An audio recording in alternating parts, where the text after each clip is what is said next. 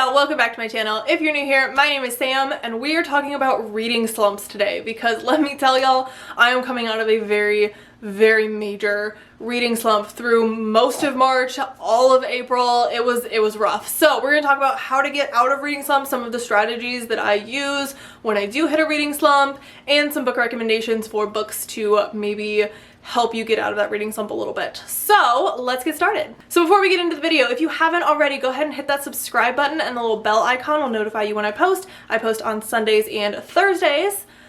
Let's go. All right, so reading slumps absolutely suck. They are not fun, especially if you read as one of your only hobbies. It can be really hard when you hit a reading slump and don't know what to do with yourself. So coming off of my reading slump, these are some of the things that I have done and what works for me to come out of a reading slump, and maybe some of this will work for you. Strategy number one is to mood read. So throw out your TBR. Don't worry about what you're supposed to be reading. Forget about your book clubs or anything like that. Read what you want to read. Sometimes I find that I get into a reading slump when I am trying to force myself to read something that I'm not in the mood for. And a lot of times that can be fixed very simply by just picking up something that I'm excited about instead of forcing myself to read something that I feel like I'm supposed to read. So if you're feeling really bogged down by your TBR and you feel like it's making you not want to read anymore because you're just not excited about what you're supposed to be reading, throw it out. Read whatever you want. There are absolutely no rules in this. Nobody is telling you that you have to read this book. Read something else. On the flip side, strategy number two is to create a TBR. This is going to be in direct contrast to strategy number one, but I fully believe that your reading slump can depend on a lot of different factors, and sometimes you're overwhelmed by too many choices. So I have somewhere around 65, 70 books unread on my shelves at the moment because I just did a huge haul. When looking at all of the books that I want to read, there's so many, and I was finding that that was an issue last year as well. I was just overwhelmed by all the choices I had. So I've started creating a monthly TBR. I use my TBR game. I think TBR games are a great way to pick your TBR because instead of just trying to go through and pick a few books and then you end up picking too many because there's so many that you want to read all at once, it gives you prompts and you're kind of given more direction for what you should read. And it gives you a little bit more structure. And sometimes having that structure can be a good thing. Sometimes it narrows down your choices and that can be really helpful. So if you've tried mood reading and that's not working for you, maybe try the exact opposite and try creating a TBR. Try playing a TBR game, try reading some prompts and picking some books that match, or try just blindly picking 5 or 6 books and give yourself a smaller selection to choose from. Strategy number 3 is to buddy read something. So absolutely nothing motivates me to read more than feeling like I am letting somebody down if I don't read something. So I buddy read a lot of books with one of my best friends. We read almost everything together. We've read ACOTAR 3 times, we read all the Outlander books, and the only thing that kept me going through some of these very long, very chunky books was her. So find a buddy, grab somebody to help you read this intimidating book, join a book club. I'm sure there's a ton of booktubers that do discords and buddy reads. Join one of the live sprints. Anything to help you get some external motivation in the form of good old-fashioned peer pressure. Strategy number 4 is to DNF the book that you are reading.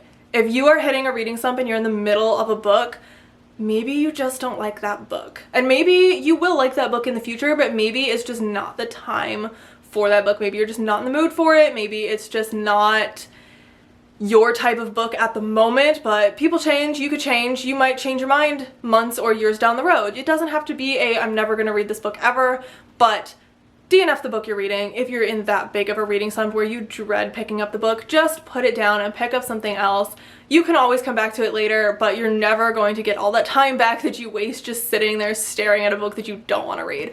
I DNF books a lot for this reason. I just don't see the point in putting myself in so many reading slumps trying to force myself to read books that I'm not in the mood for. Strategy number 5 is to take a break. So sometimes your reading slump is so bad that you just aren't interested in anything. Sometimes you just truly do not want to read. You've burnt yourself out. You want to do something else. So do something else. You don't have to read every single day. You don't have to read every single week.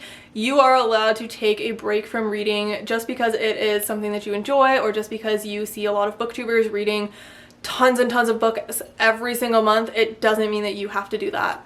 every single month. It doesn't mean that you have to do that every single week. It's okay to take a break. It's okay to stop reading. It's okay to take an entire month off. It's okay to take a year off. I don't want to do that, but it is okay to take time off reading and pursue other hobbies and other interests if reading is just not what you're interested in at the moment. Strategy number 6 is audiobooks. So these can be really, really helpful if you are just struggling to concentrate on the page and your reading slump is more of a concentration issue. Maybe have somebody else read the book to you, essentially. That way you can multitask. You don't really feel like you're reading as much. You can do a puzzle. You can kind of get yourself moving. This is especially helpful for people with ADHD who need to be doing something all the time. I listen to audiobooks while I'm cleaning or while I'm doing puzzles, when I feel like I just need to multitask and when I just don't want to sit down and read, but I still want to read. I will listen to an audiobook, and that can be a great way to get in the reading and get you back into reading and keep you reading without having to concentrate on physically reading the words on the page. Strategy number 7 is to read a short, fast-paced book that's a quick win, something you can finish in one sitting or one day and just get it over with and feel like you've read something. And a lot of times that can be enough to break you out of that slump, especially if you've been reading a lot of really long, really intimidating books. I know that that was a big thing that happened to me. I had been reading so many like 700 plus page books through January and February and half of March that I was just done with it. And when I was trying to read more really big, really long books in April, it was just not happening. So I chose to choose a couple of shorter books that were quick wins that I could get through pretty quickly, that were fast-paced. So I'm going to give y'all some recommendations for short, fast-paced books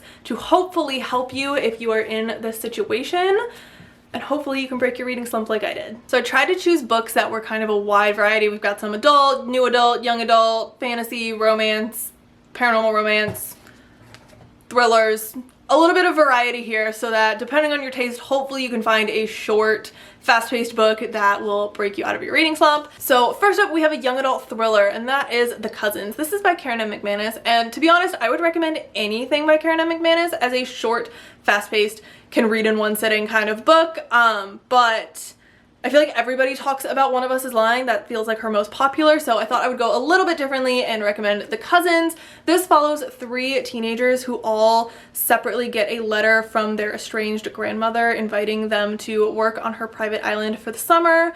But when they get there, something is not right, and they are all fighting for this inheritance that they didn't think they were gonna get. They had been like written out of the will, and they feel like this is their shot to get it again, but something's very off about their grandmother and each other, and a lot of really weird things are happening. This was so much fun. It's so quick, so fast-paced. I read it in one sitting. If you like young adult thrillers, highly recommend this to break your reading slump. Next up, we have kind of a thriller, horror-esque young adult type of thing, and that is The Wild.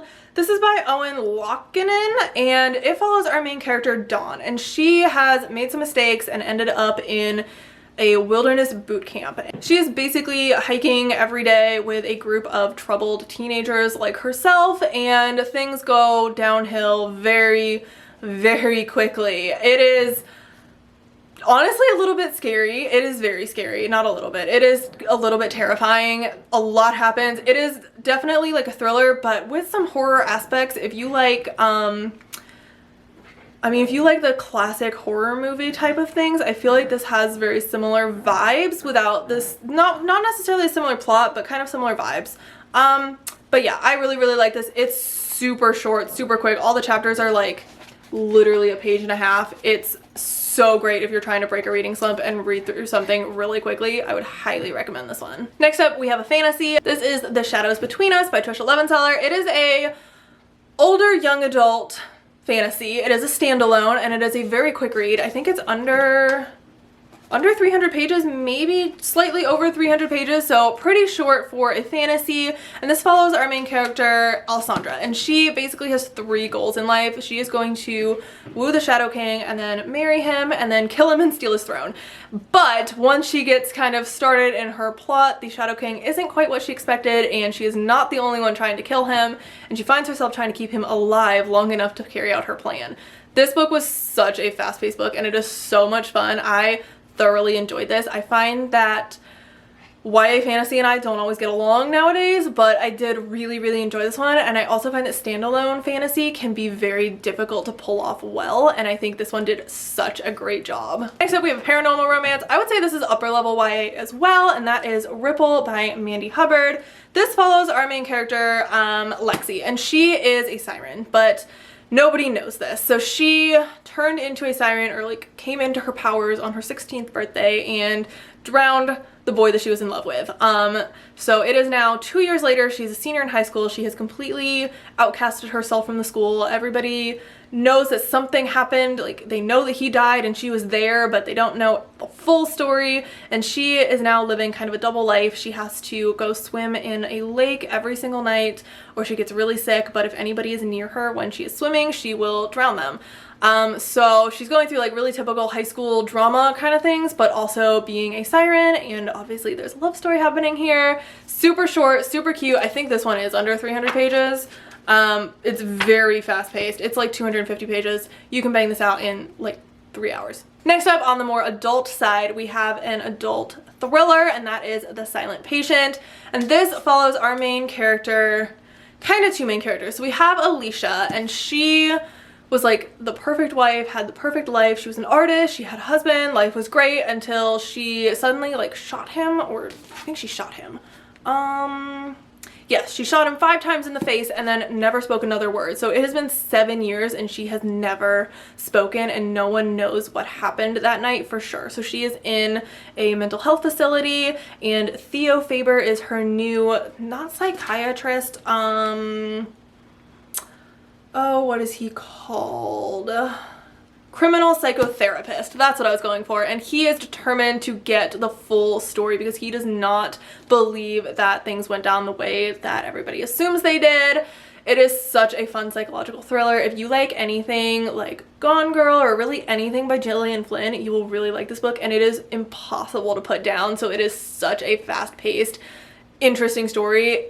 If anything will break you out of your reading slump, it's going to be this book. All right, in the romance category, we have The Love Hypothesis. This is by Ali Hazelwood, and it follows our main character, Olive, and she is a third-year PhD student, and basically she ends up fake dating one of her professors. That is just kind of, that is it. That is the premise of the story. It's pretty short, less than 400 pages, and very interesting. Like, I really enjoyed this book. I always say that I don't like rom-coms, and then I read one and decide that I do like rom-coms, but this one actually like really got me into rom-coms, and I have been reading a lot ever since then, and it made me buy a whole bunch of rom-coms. So I would say this is really good for breaking a reading slump because it essentially did for me. It made me want to read so many more rom-coms, and I bought a bunch and I have been reading a bunch, and it has been great. So I would highly recommend picking up this book.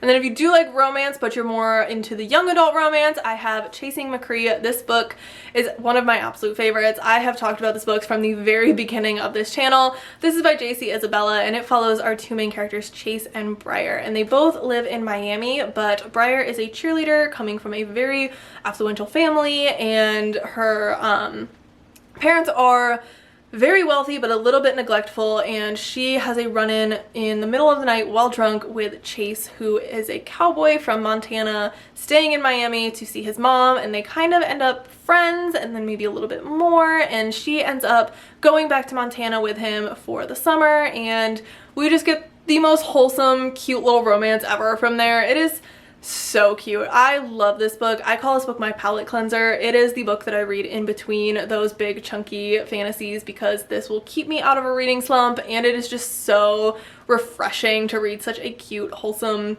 sweet story. What I really love about this book is if you read a lot of romance, you know that there's always like that third act breakup and all of the conflict has to center around their relationship, and this book doesn't do that, and I love it. We have a strong, steady relationship through the whole thing, and there's conflict, there's plot, but it doesn't affect the romance, and I really appreciate that.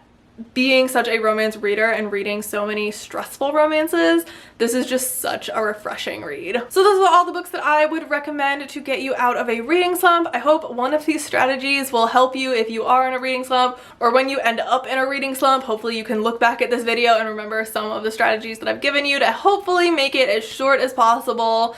If you liked this video, please don't forget to hit that like and subscribe button, and I will see y'all in the next video. Bye!